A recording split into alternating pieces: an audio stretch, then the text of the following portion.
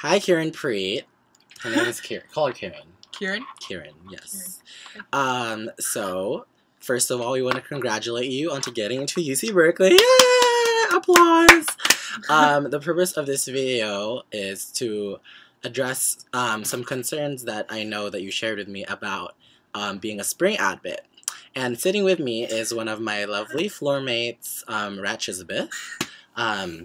And she herself is a spring admit who did the fall program for freshman option, and we're going to ask her a couple questions about her experience with FPF.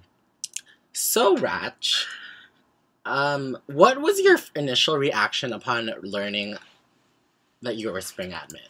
At first I didn't really know what it meant. Mm-hmm. And then I talked to who is now my roommate, Courtney, and we both got into FPF. Mm-hmm. So we kind of looked into it, and we decided it was a really good way to transition into Berkeley since it's such a big school. There's so much going on here. Okay. So at first it was kind of like, I don't know if I'm going to come. And then after I looked at it. So, what about, when you looked into FPF, what about it sold you to doing it, and why did you feel like it would help you transition? What exactly about it appealed to you? Small classes, because I know here at Berkeley we have huge classes, and that's a big thing for a lot of people. They don't like that, so we had a lot of smaller classes. We have smaller classes. You get to know your professors really well. You get to know other people really well because you're in classes with less people. Also, if you go through FPF, most people have a higher GPA by the time they graduate. Oh, really? Really? So I didn't know that. You know, we're a special group of kids. Okay. And I know I heard some people say that FPF helps with scheduling. Can you elaborate on that a little? You get a lot more personal attention if you do FPF. So you get more people to talk to, ask them all your questions if you need, help choosing what you're going to take, your major. So are you provided with a counselor? You don't have like your own counselor, but there's like a whole floor in the FPF campus of people to go talk to, and they're just always there. Okay. And mind you, as fall admits, you also get access to counselors in LNS in Letters and Sciences, but they are a little bit less accessible, and by how Ratch describes it, they're very accessible in FPF. Now, can you talk a little bit about the how you feel like, has FPF limited you in any way at all? I don't think it did at all. I think this is the first year they let us use like all the same resources as all the fall admits. So by resources you mean all the stuff on campus. You're in the dorms with people who are fall admits, completely like mixed in. So it really didn't feel any different, other than we had our classes in different buildings. Okay, and did that make you feel like less of a student at all? Not really. Not really. Okay. Just to address some of the realities of FPF, though. I know that some of the classes are on as a fall admit aren't available to spring admits.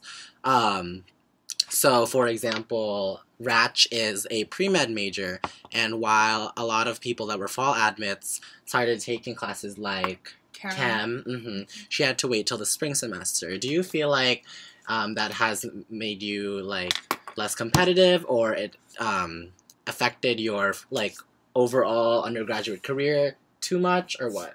I don't think so. We got a lot of our like breadths out of the way. If you've looked into all that, you get to take. It's a lot of classes that kind of ease you into it. You're not taking the super competitive, like crazy classes with everyone. Okay. So taking it now, it's some people say it's a little easier taking it in the spring just because you're not with all the crazy pre-med students who are trying to like beat you out the whole time. Oh, okay. So definitely one of the perks of FPF is an easier transition.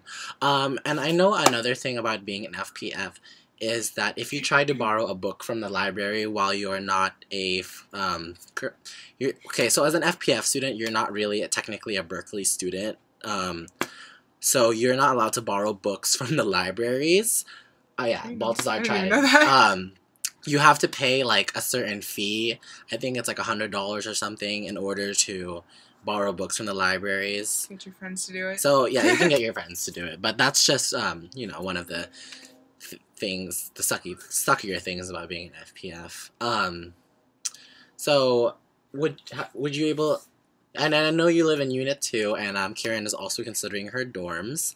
Unit 2 super close. Unit 2 super close. Literally. Can you describe how close it was? You could wake up 5 minutes before class, throw on some clothes, and walk across the street, and you were still on time. And that she did. And it was awesome. And they're like, Ratch, aren't you going to be late for class? And she is like, it's already like 9 a.m. She's like, nope, I'm going to class.